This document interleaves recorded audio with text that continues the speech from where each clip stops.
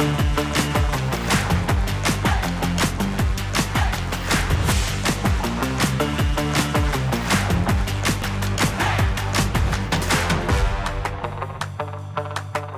I'm Yishu Wang, co-founder of China marketing consultancy Half a World. Today, I want to talk to you about how to evaluate and work with influencers in China and maximize your ROI.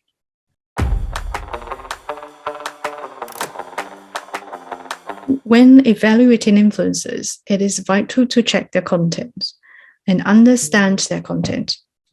What's considered in line with your brand is definitely a discussion worth having internally. Some brands are a lot more flexible with their choice of influencers than others.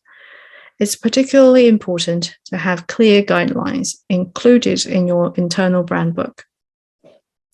And these guidelines need to be international in scope and be shared with everyone working with influencer globally. Most of the Chinese social media platforms are heavily visual focused. Therefore, influencers' visual style are key. Their personal style, their photography style, and just their profiles' overall graphics. You want to make sure that everything is in line with your brand's visual identity. When deciding about an influencer, you want to dive into their copy as well. You want to check their copywriting, their content, the tone of voice, and the content themes. You might need to rely on your China local team or China agency for this, but it is crucial to make sure that copy is on brand too. Some influencers might have very tongue-in-cheek tone of voice, while others might be quite artistic. It's also not uncommon for copy that would be well received by a brand's audience and fit well with the brand in the market to look completely wrong for the brand in translation. So if in doubt, ask Chinese-speaking team members. But remember that translation is a very imprecise tool at times. You should also check influencers' interactions with their audience. Chances are the influencers we work with have a large followings. Checking their interactions with their audiences will give you a sense of how engaged the community is. Influencers with large follower numbers but with limited or no interactions might be a red flag. One thing we always check is what brands the influencers have worked with before. Are they the brands in similar fields as your brand? Are they your competitors? Or are they the brands that you would happily be associated with? It's also important to check out if the influencers ever worked with any controversial brands or projects. It's not a golden rule, especially when you work with up-and-coming influencers who might not work with many brands before. However, it is a good start point when evaluating influencers. And now we have to remember that even though they're not celebrities, influencers are sometimes considered public figures in China as well. So the more influential they are, the more spotlight they attract. Followers want to know what brands and products influencers recommend. They also want influencers to display good morals and to be a good human being. In recent years, there have been scandals involving influencers, which were headaches for brands. Brands need to check an influencer's persona online while also trying to get a sense of who they are offline. It's especially important for collaborations with top-tier influencers.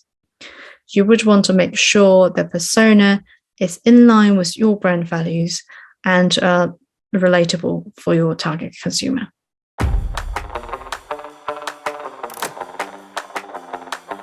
Data is important, but it needs to be interpreted to be useful. This is a general truth and not unique in China. Putting data in context is vital when it comes to judging whether a campaign should run in the first place, or the effectiveness of the campaign after it has run. Having a good grasp of what data is available from China's social media platform is vital in planning a campaign. as we think it is important to have a clear goal in mind before engaging with influencers.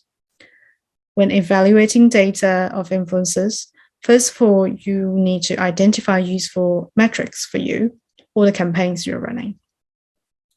It's good to have all the data that are available, as they provide a comprehensive understanding of the influencers.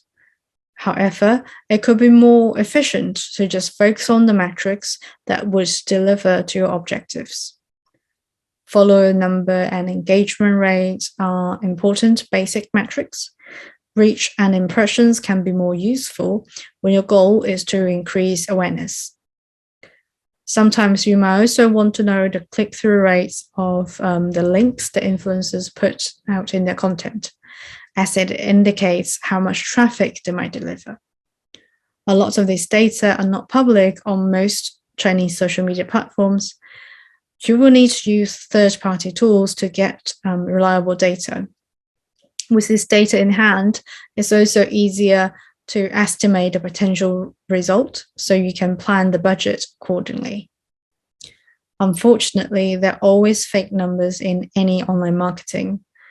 Influencers might buy fake followers and interactions. Many Chinese social media platforms tend to give fake stats to influencers just automatically. It's to artificially boost the platform's engagement rates. Some brands or agencies might buy fake stats when collaborating with influencers to make sure the result look good.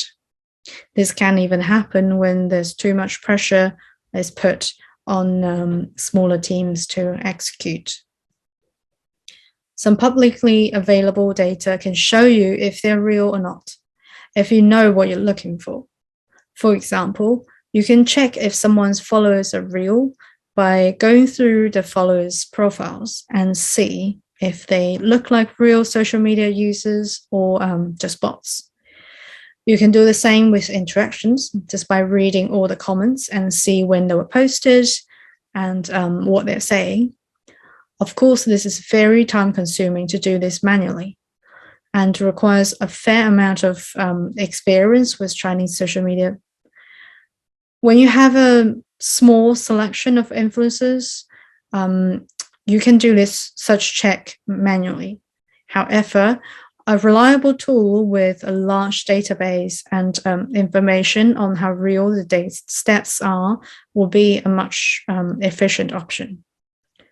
For many influencer collaborations and campaigns, data is used to define what success is. While data is crucial, it is also necessary to see beyond the hard metrics. Data should be viewed in the context of the China market and of the particular platforms. It should be also be interpreted by someone who understands the market. It's not realistic to expect someone from the brand's global HQ to understand what's a good result for a WeChat campaign, for example. This is where a reliable data source with very clear interpretation should come into a brand's influencer strategy. I have always kept my own notes on the successes and failures of influencers. I've worked with quite a lot of them, but with a lack of reliable data in the past, going over past interactions and trading informations with friends in the industry was the only way to predict if an KOL or influencer was really worth the fee. It doesn't take too long for an influencer to gain a reputation for not performing well within the marketing industry. So new tools have made the process of selecting and choosing influencers much easier, thankfully.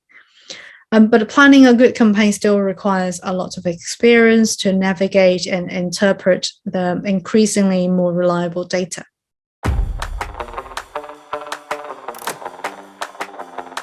So once you have the influencers you would want to work with, the next step is to make sure they deliver.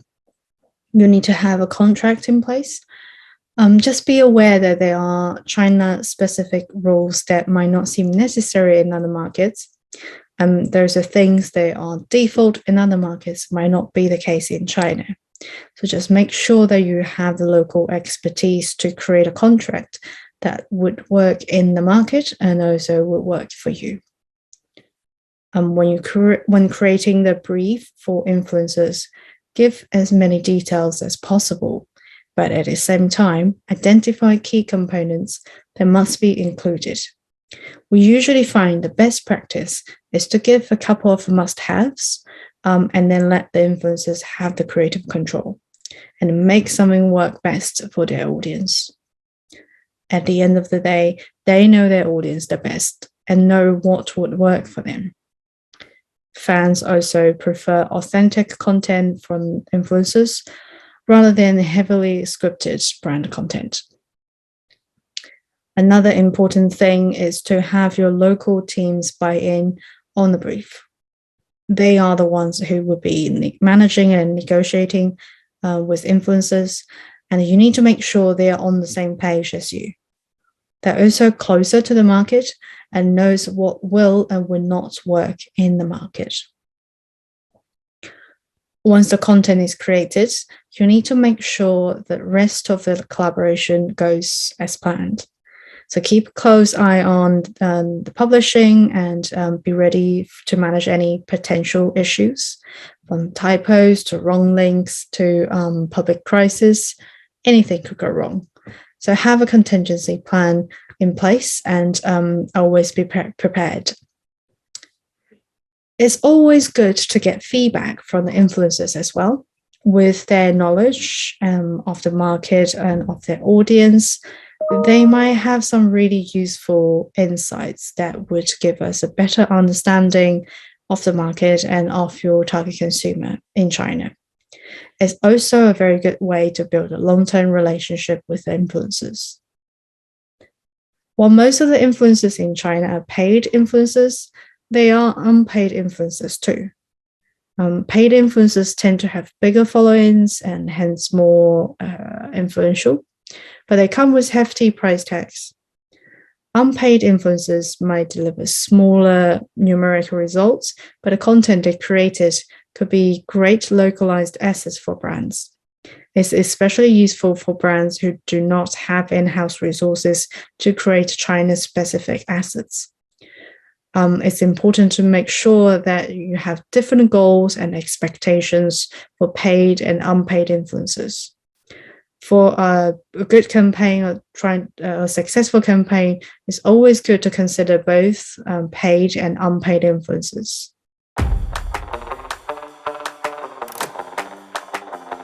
To get the most out of influencer collaborations, you have to set clear goals.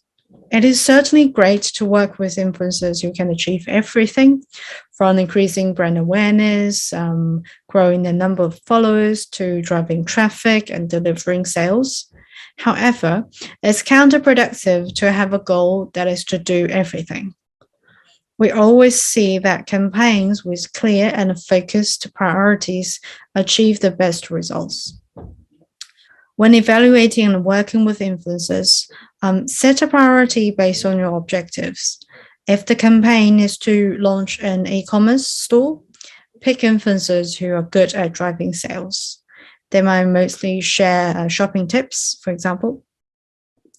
If it's to promote a new brand film, focus on influencers with great reach. A focused priority helps to provide a clear idea of what kind of influencers to look for. Therefore, is more likely to deliver to result. Influencers are a very powerful tool in the marketer's toolkit when it comes to the Chinese market. However, too often influencers are seen as the magic bullet, and other marketing strategies are being neglected. We think it's important to keep a wider view of the market. And while we almost always encourage brands to engage with influencers on some level, we also feel strongly that brands should employ a more holistic strategy to the market. We once worked with a client who needed localized assets produced, but they don't have access to any studio in the market. We therefore selected influencers based purely on look and photography experience. We ended up using many influencers who had relatively small followings and ensured that the brand has the rights to any images created for a year following the campaign. At the end of the campaign, we had a large asset database to draw from for e-commerce, paid ads, and the brand's own social channels. The assets were all primed to work in the market and did quite well when compared with their global and non-localized brand assets.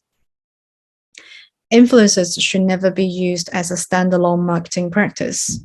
It's a part of marketing, so it should be incorporated into the overall marketing strategy. Use influencers to promote an activation campaign or extend the reach of a PR event. It's a great supporting role to amplify other marketing activities. Even when you don't have any big events or campaigns, influencer marketing should still be tied into brand social content or e-commerce plan.